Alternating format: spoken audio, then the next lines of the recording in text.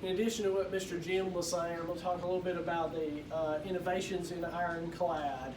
Right, the Ironclad ships of the Confederacy were built in two different styles. The Merrimack in with the Virginia class, a deep oceans hold ship with guns at each gun port. And the Diamond class ship, which the CSS Noose is, an elongated diamond with guns that maneuver out of different gun ports, typically having a ram on their front. What made the Ironclads special is they were ships with no sails. They're traditionally driven off of steam engines driving the propeller of the ship, right?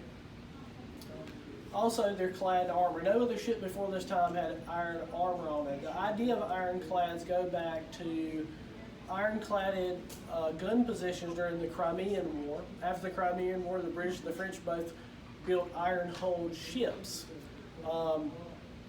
Due to advances in artillery, those ships had quickly become outclassed. Artillery could puncture through those solid metal hulls. So the Confederacy went with the ironclad ship, having wooden backing behind your armor to help absorb some of the kinetic energy developed from the new rifled large guns. It's one of the innovations in the ironclad. Is its guns, its armor, and its steam-driven ability, not needing wind power. I'm going to talk a little bit about the ironclads Mr. Jim mentioned.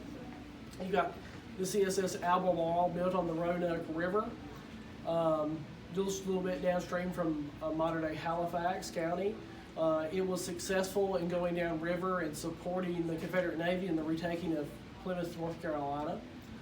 The other ironclads, we had another ironclad being attempted to be built in Tarboro that was destroyed by a Union raid.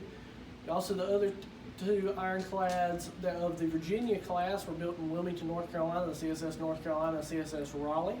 The North Carolina, due to the fact they didn't have copper plating for a hull, was attacked by wood-boring worms that ended up sinking that ship. The CSS Raleigh had a better success. It went out, challenged the Federal Navy blockade, helped drive them off. But as it came back into port, ran into a sandbar, which as the tide went out, pressure on its keel broke the keel, and that ship had to be surrendered to the waves.